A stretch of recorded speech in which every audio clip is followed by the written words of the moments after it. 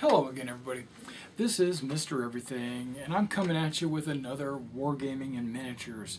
Now today, what we're working on is Robotech RPG Tactics figures, and what do you call it? You've probably already seen a lot of videos where I'm assembling the models and mounting them to the base. Well, in today's episode, what we're going to do is we're going to be flocking the base, and if we've got enough time, I might actually get into painting a base. The texture of what I'm planning to do. Okay, so let's let's zoom in to well, back up. Let me say something. I've got some models in the various states of completion for time, expedite the time so that we can progress, because some of these steps take a considerable amount of time, and so, or to dry and things like that. So I wanted to have some ready to go so that we could knock these out. All right, so what I'm going to do is I'm going to take some models and I'm going to start the process.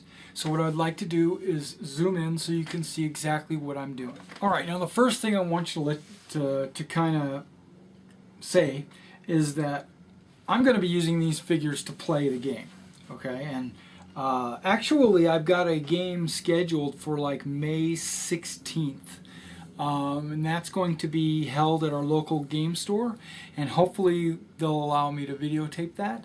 What it is basically is we're going to be making characters for the role-playing game, and each week, each Saturday, I'll be going down there and running the game. But whenever we get engaged in any kind of combat, I'll be using these rules.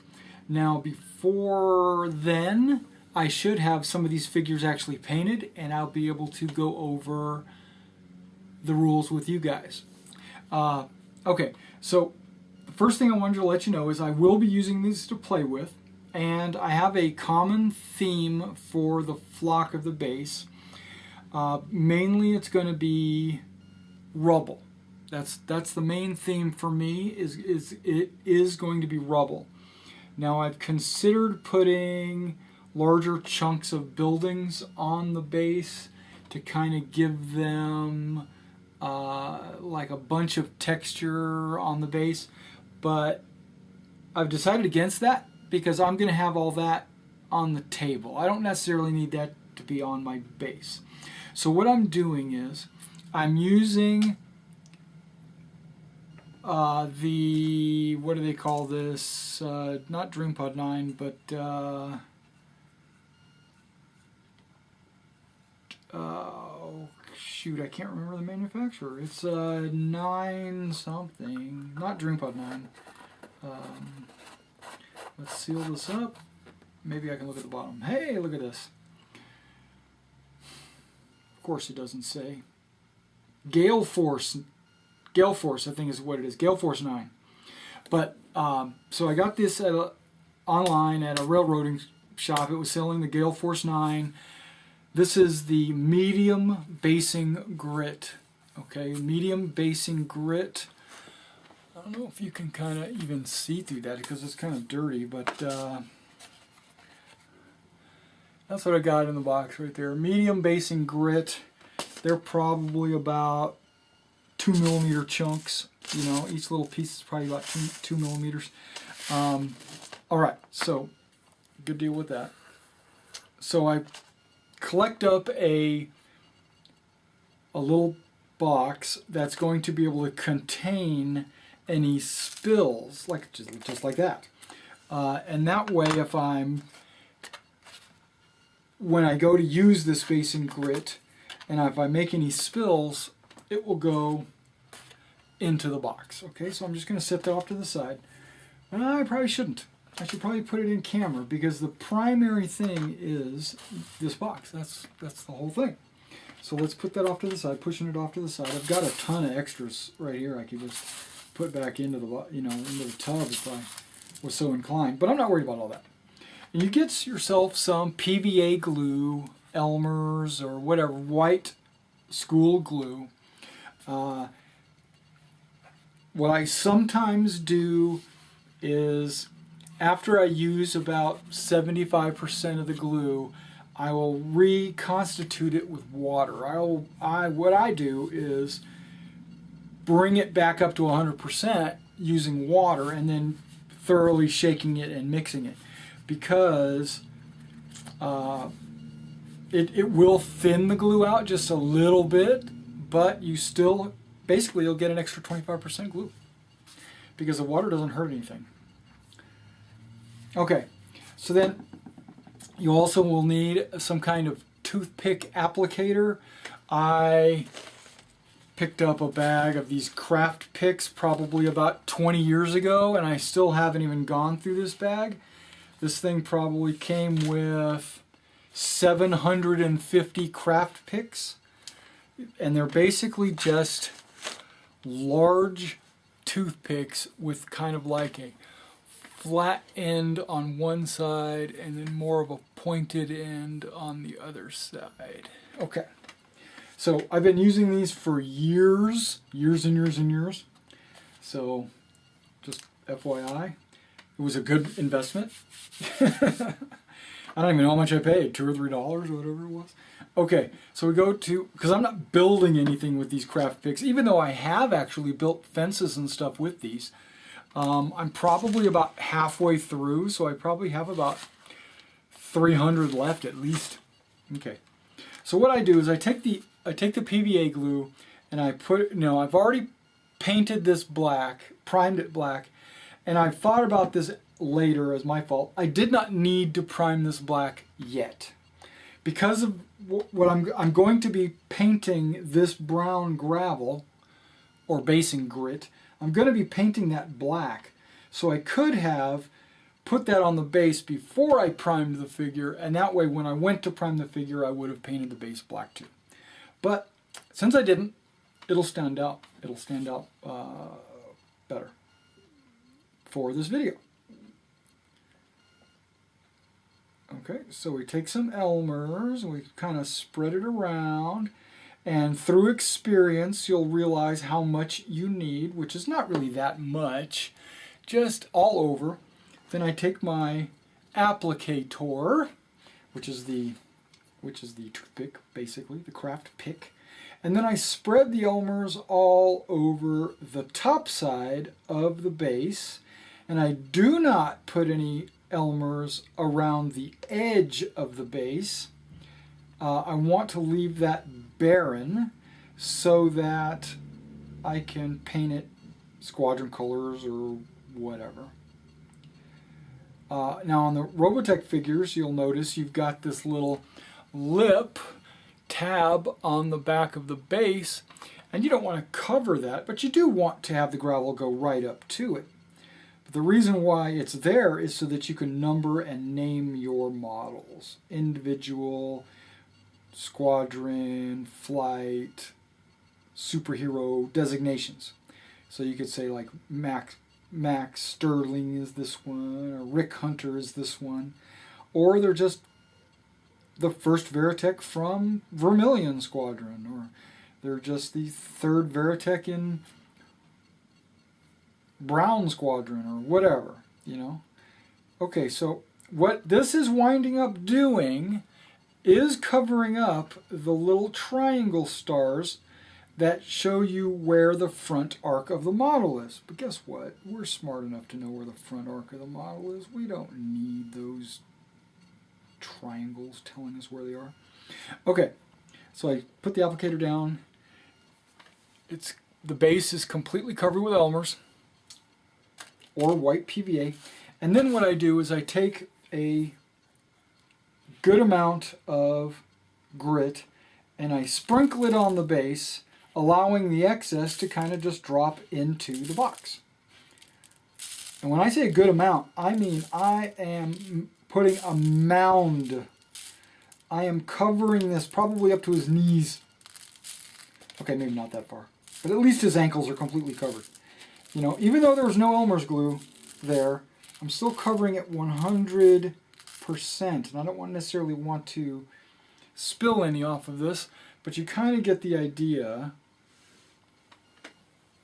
that he is completely mounded, right? Okay, Now what I do is I take my finger and I kind of go around the edge where I see the rocks are extending past the border of the base. And I don't want that to happen, so I kind of push it back in, do a little policing action here, collecting up all the rocks that are trying to overhang the edge, and just push them back in to give more of a uniform look all the way around.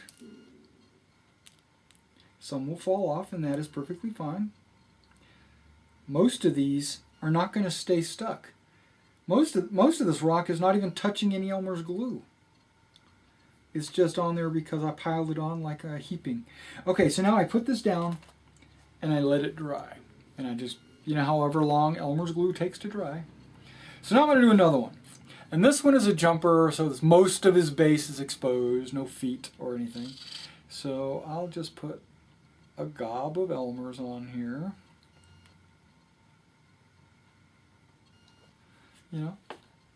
Not too much, but just enough that I know when I spread it out I'll be able to cover the base. And this comes from many, many years of doing many, many different types of miniatures. I did Warhammer, Napoleonic, American War of Independence, World War II miniatures, and there are different basing techniques, or different basing, not techniques necessarily, color patterns, and I guess it is technique, I don't know. But depending on what I'm going for, I will do it a different way. Like, I'm just going to use my American War of Independence figures as an example. I would paint the base brown. Let the paint dry. And then I would paint, or I would use Elmer's glue to cover an area that I wanted foliage in. And it would not be but maybe half of the base. But I'd put like a little bit on this side, a little bit on this side, maybe it would connect, maybe it wouldn't connect.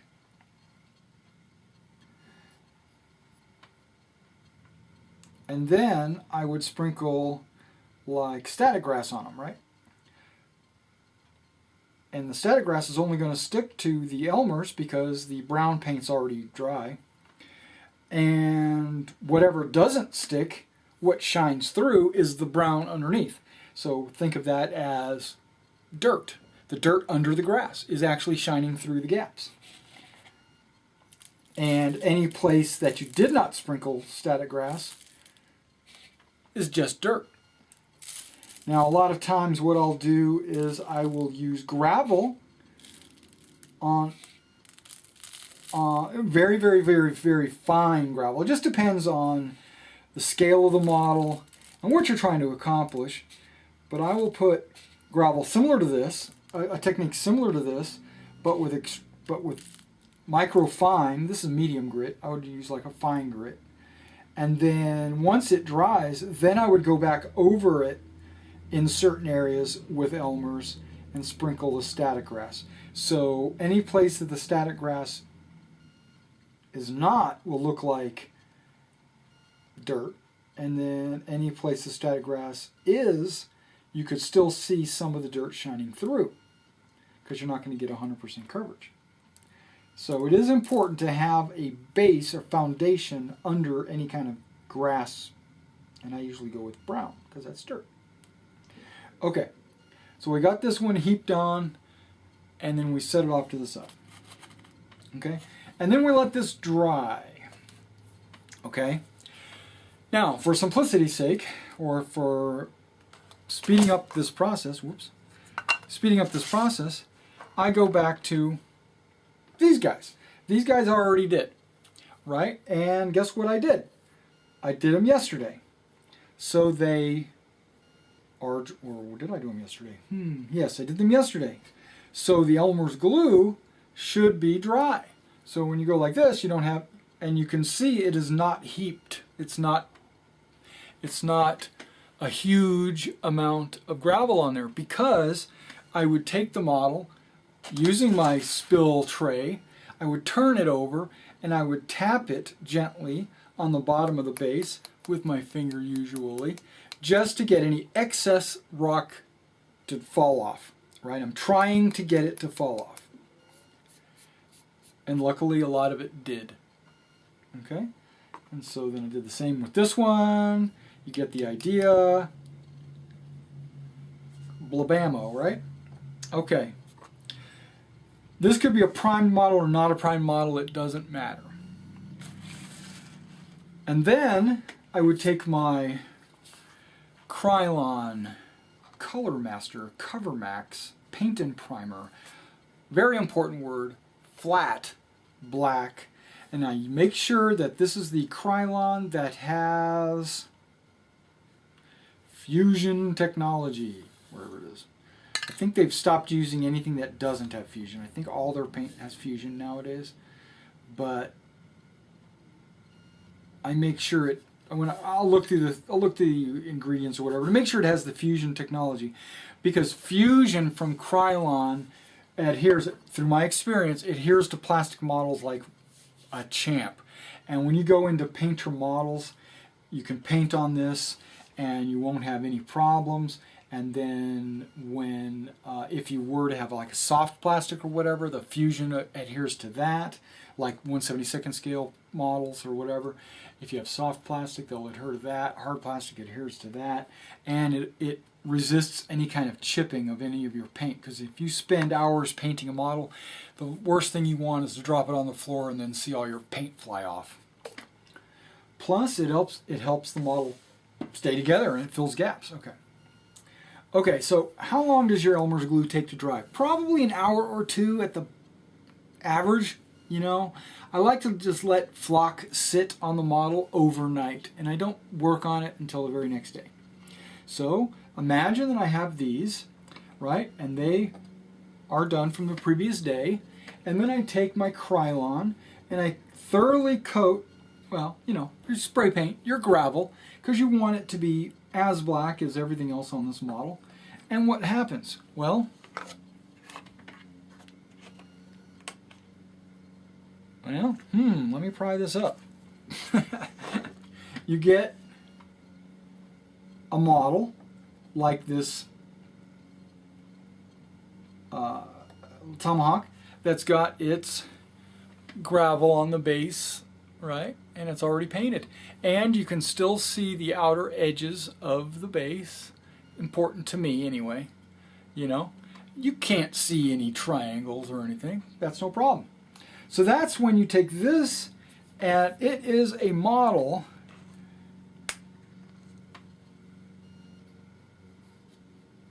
that I might have to scrape off. But this is a model that is ready to be painted. You know, I mean, from head to toe. It's ready to go.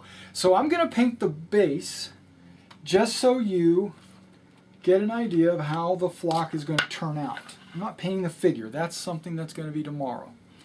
What color do I want this? Well, I'm going to let the black kind of be the shadows in the background.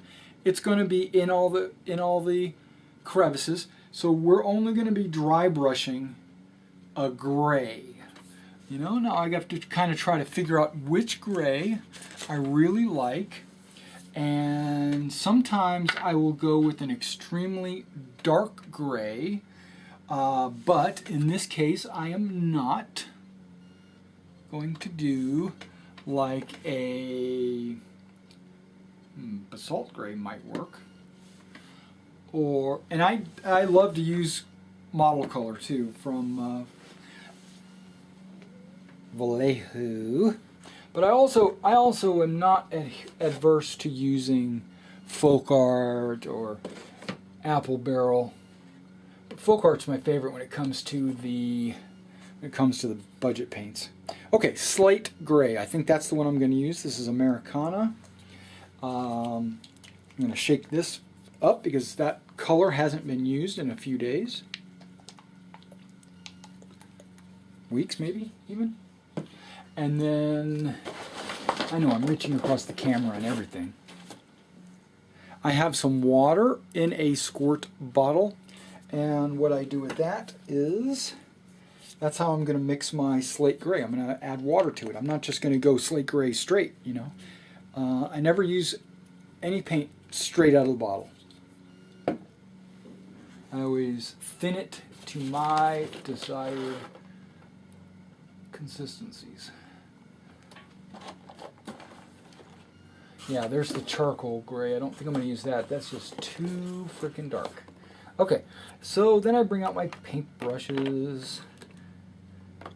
And I'm looking for my dry brush, my large dry brush. The dry brush brushes from Citadel, I've had a lot of good success with.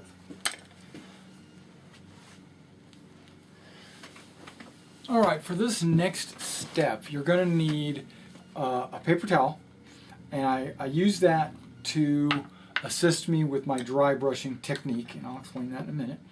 You've got your extra water for the dripping, right? For the drops you need. This is extra. Don't need that. Of course, your models, and then we're not using basalt, are we? No, we're not using the basalt. It'll sit there just in case, but we are going to use the slate gray. Slate gray is a really light gray. I don't know if the light's distorting that, but it's kind of a gray, but it's like really light, almost not white. It's not white, but I'm going to shake it up. And also, I'm sorry, I'm jumping around. You're going to need some soapy water. Now, what I do is I use a coffee cup. I've had it for years, and I fill it with warm water, and I also include some dish soap or some hand soap, just a drop of soap. And what that does is it helps when you're transitioning from one color to another color. It helps you clean your brushes off between color choices. All right, so now, and you also use a paint palette, where I use a paint palette.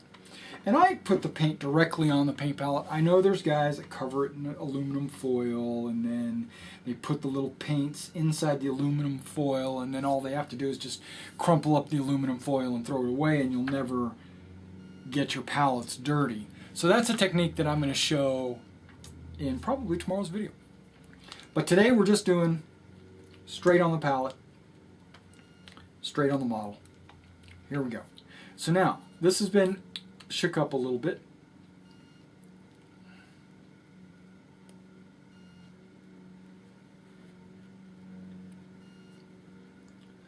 Using that applicator toothpick, just make sure there's a clear passageway there. And then we kind of put a little drop in there. And that's really all you need. You don't need much. You just need maybe a little drop.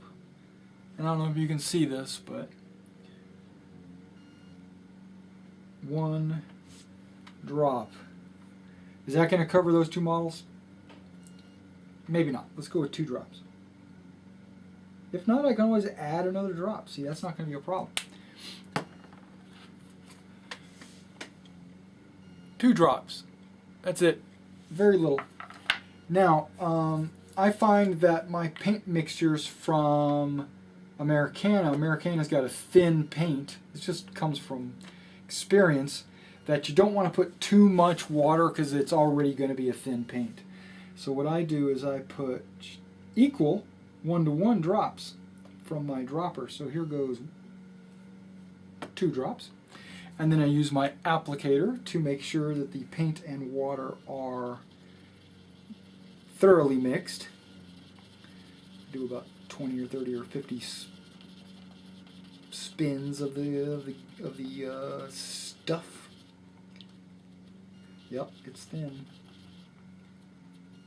Yep, it's thin. Okay. So then I take my, now here comes the tricky part. Pay attention. You take your brush, whatever brush you're using. Never take so much paint that it goes over half of the bristles. You don't ever want paint to reach your flume, which is the metal piece holding your bristles together. You don't ever want that to happen. As soon as that happens, your paintbrush is ruined. Okay? So what I do is I'll just take a drop or two on my brush. I will wipe it off into the palette, saving paint, as much as possible, kind of drying off my brush actually. But it's still a little wet, so I'll drag it a couple of times across the paper towel to absorb any extra paint. So now there's almost no paint on this brush. Almost. It's dry. It's dry brush technique. Okay, then I go to the model, and this is something that I do. I always put both hands or both palms on the surface so that I'm not shaking around. But when it comes to dry brushing, that's really not that important. But I have a habit of doing it. So if you see me putting both hands down, that's because I don't want any extra wiggle. And now I'm just dragging the brush across the rock face.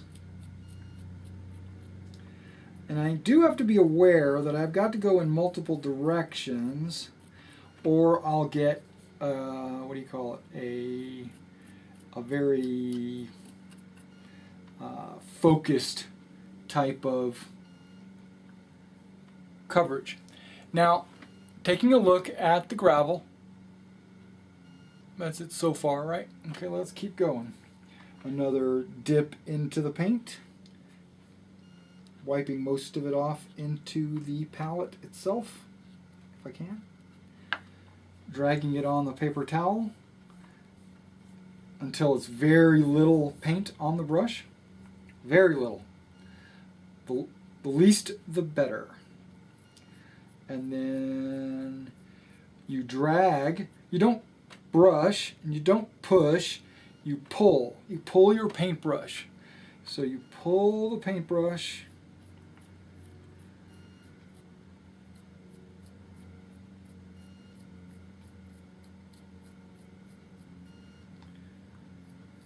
Wow, this is awesome.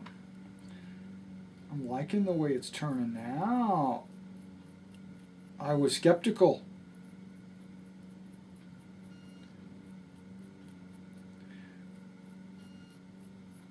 Okay. And if you feel that it is too light, then that's good, because you can always add more than one layer of dry brush color. And when you do that, it brings it out, it makes it pop even deeper and deeper and deeper. And what a lot of people will do is they'll use a dark color like that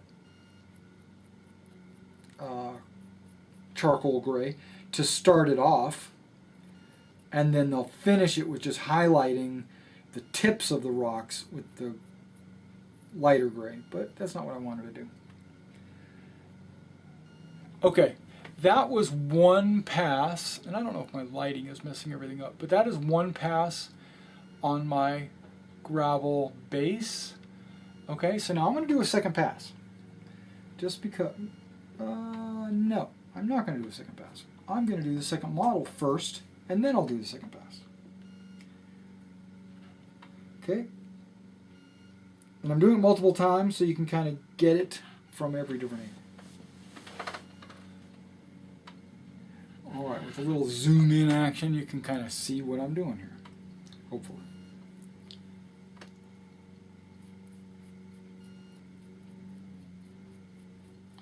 Do I care about painting the feet? Not really, because I'm going to go back and paint this model independent of the gravel later. So I'm not worried about a little excess gray on their feet. Alright. Dip. Take the majority of it off into the palette. Drag a few times across the paper towel to get most of the paint off. Then we drag across the model. Some rocks fall off, that's okay. If they don't want to be on this model, then I don't want them on this model.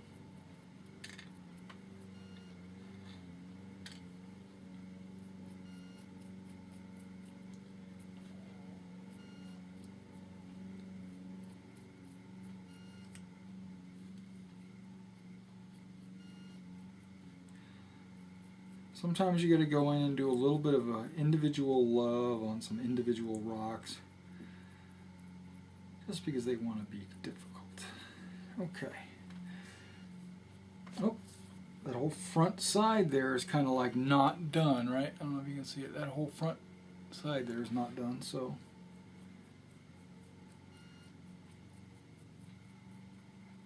This is a great technique, dry brushing. I know a lot of you probably already know how to dry brush and everything. That's how I do like teeth on monsters and stuff like that, and folds and clothes and stuff like that.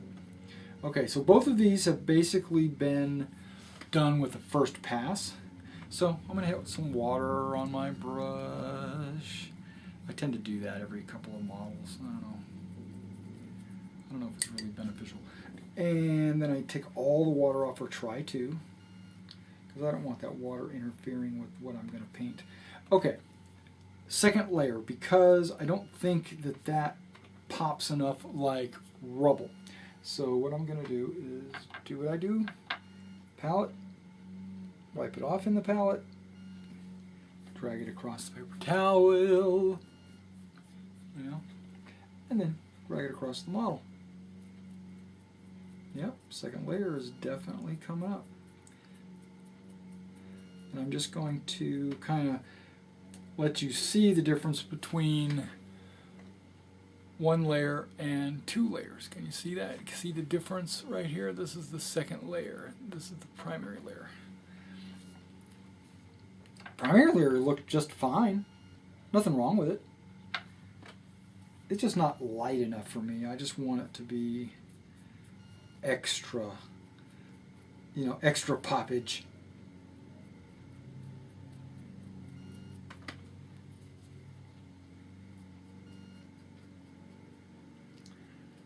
Oh dang, the ankles behind the feet, that looks really good.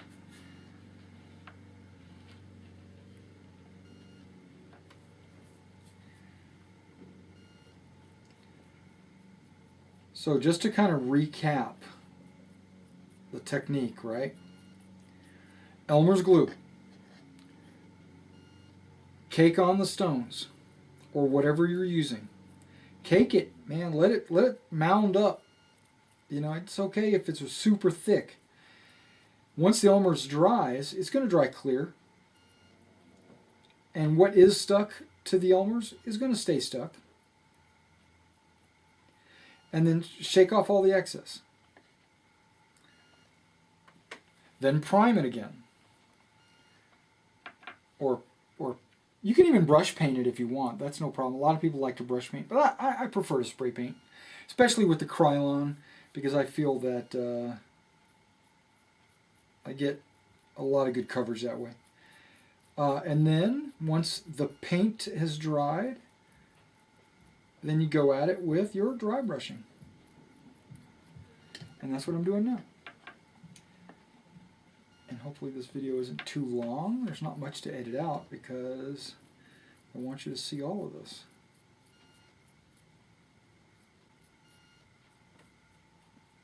You got to leave a little bit of the black kind of hanging out, but I'm only hitting the tops of all these rocks, right? Because you want that black in there to kind of accentuate the fact that it's gravelly, gritty, or whatever. Let's clean the brush off, then I'm going to show you the bases, because they look banging.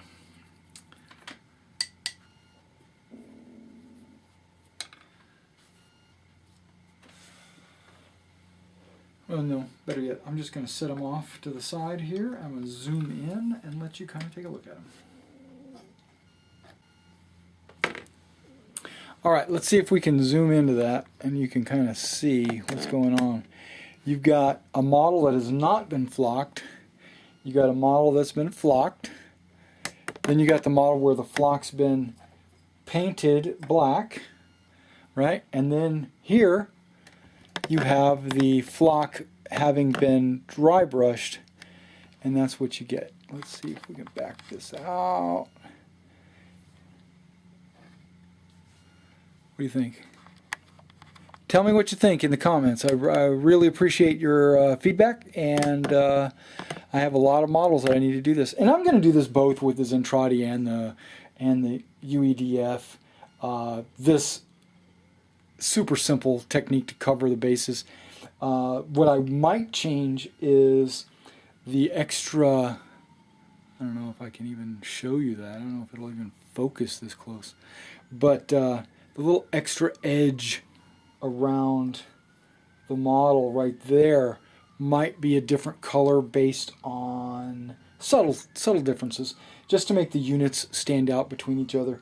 But I don't think I need to do that. I think I can make them all the same because of the little ingenious idea that they came up with of the, oh, you don't see it,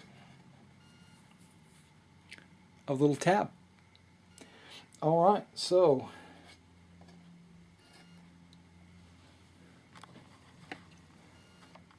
thanks for coming out and checking out this episode of Wargaming in Miniature.